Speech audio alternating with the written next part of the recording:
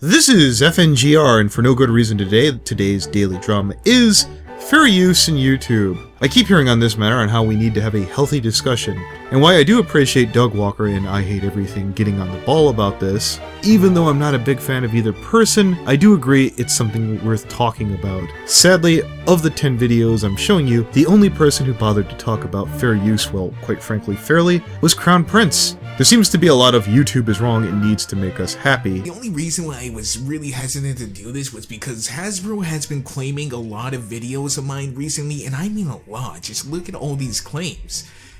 They're all completely false, and I mean, any court worth half their salt would side in my favor, but YouTube automatically assumes guilt. Even if we took these videos 2 at a time, because if we did 3, Hasbro auto claims, which means all 3 videos equal a strike, which means no more channel.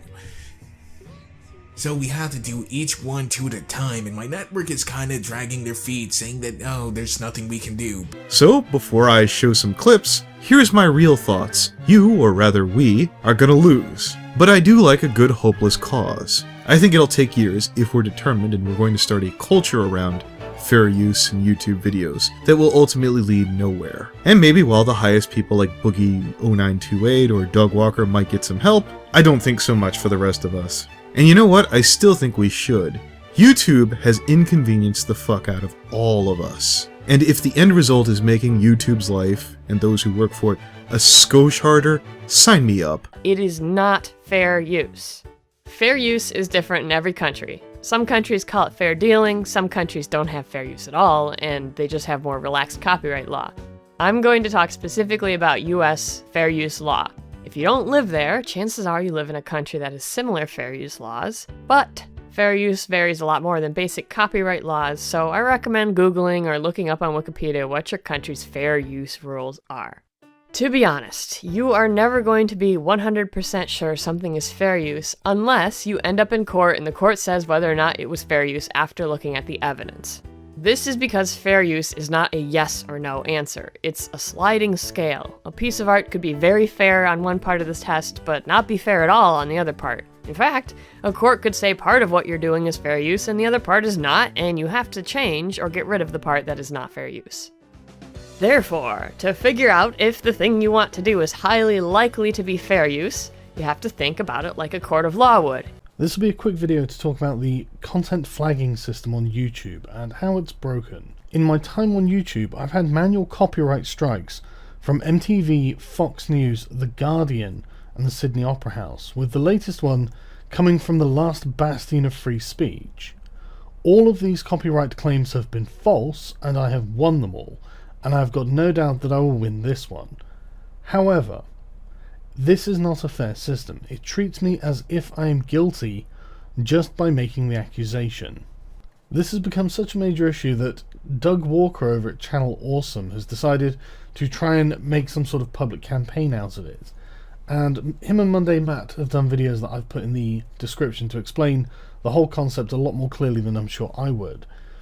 But basically, I do think it's a good idea to have some sort of dialogue about this and see if we can get YouTube to change this system. Using somebody else's created works, you're always talking about trying to stay within the realms of fair use. I know you've heard that many times, and what fair use is, it's an exception to copyright law that allows you to use other copyrighted works in a very limited and special way.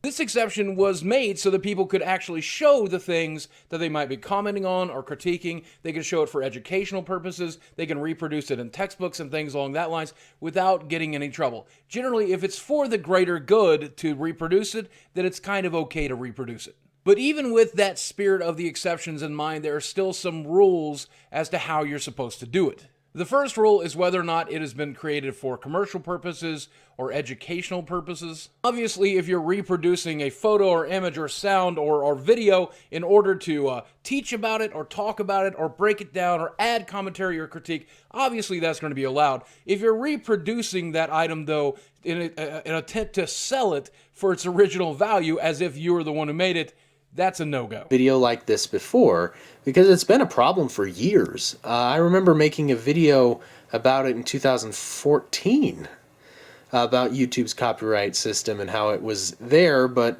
at that time it was a necessary evil because there wasn't a big enough interest in fixing it. Nobody really cared to fix it. It's just something that you have to deal with if you want to be a YouTube creator. But I guess it's kind of hit a breaking point. For me, I've released a lot of videos about My Little Pony, and probably each and every one of those have had a matched third-party content claim.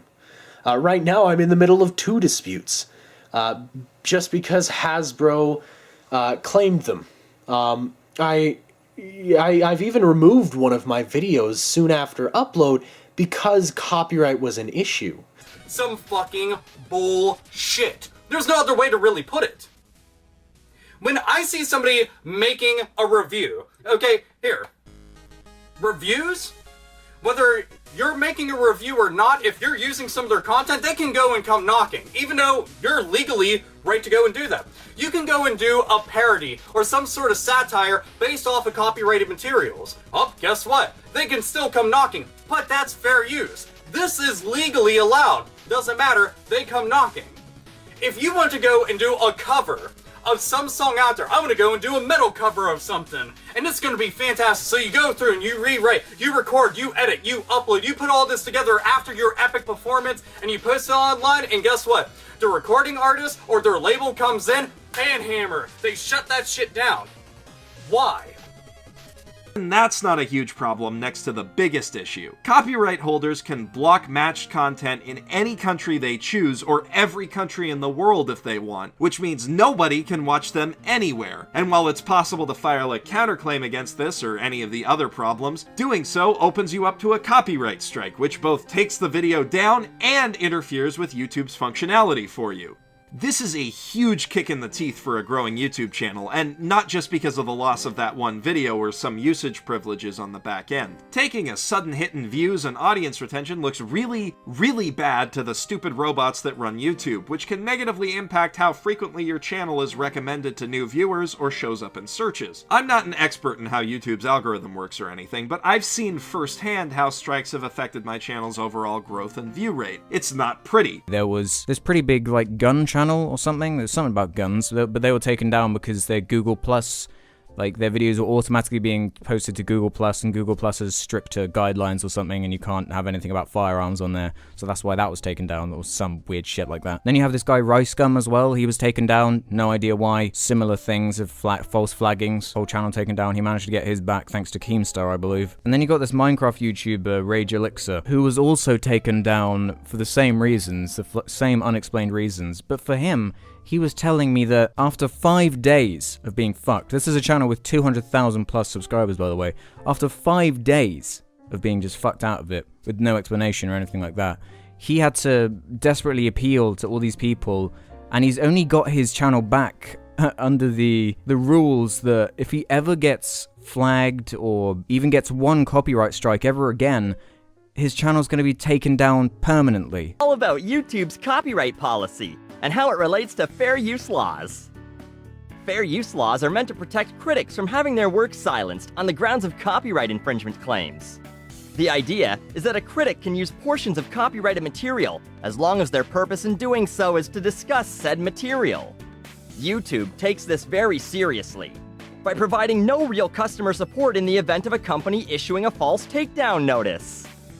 The first thing you need to know is that YouTube has ensured that major companies like Sony, Warner, and Universal can take down whatever they want, whenever they want, whether they truly have the legal authority to or not.